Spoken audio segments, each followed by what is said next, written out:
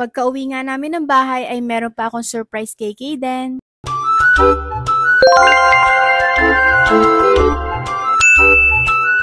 Akala nga ni Kaden ay tapos na yung birthday celebration niya, pero meron pa nga ako naka-ready dito pagdating namin dito sa bahay. May surprise number cake nga ako para kay Kaden. Nire-request nga niya to tuwing nakikita niya yung kapatid niya na nagma-monthly milestone. Toy Story nga yung pinagawa ko na number cake, tapos nag-DIY na lang ako nitong gift box. Mahal nga kapag nagpagawa ka nitong gift box, kaya ako na lang yung bumili ng mga balloons at ng mga snacks. Bali, less than 1,000 nga lang yung nagastos ko dito sa gift box dahil ako nga yung nagawa. Pag pinagawa mo nga yan, iaabot siguro ng mga nasa 2,000 or 2,500. Kinantahan na nga namin si Kaden ng happy birthday at nag-blow na nga siya ng kanyang candle. Dahil 4 years old nga si Kaden ay 4 din yung gifts na niready ko para sa kanya. Pero itong gift na una niya binuksan na Spider-Man ay regalo nga ni mama sa kanya. Niloloko pa nga ng kanyang tito si Kaden at ito daw yung another gift para sa kanya. Pero ito nga ito ay ng kanyang daddy nung bata pa siya. Isa-isa na nga niya binuksan itong mga regalo at ito namang next ay itong binili kong sunglasses para sa kanya. Binilhan ko nga din pala siya nitong toy blocks. Hindi ko nga pala to sabay-sabay binili. Pag nga nalabas ako or nag-grocery ay binibilang ko siya ng toy para naiipon ko nga yung toy na ibibigay ko ngayong birthday niya.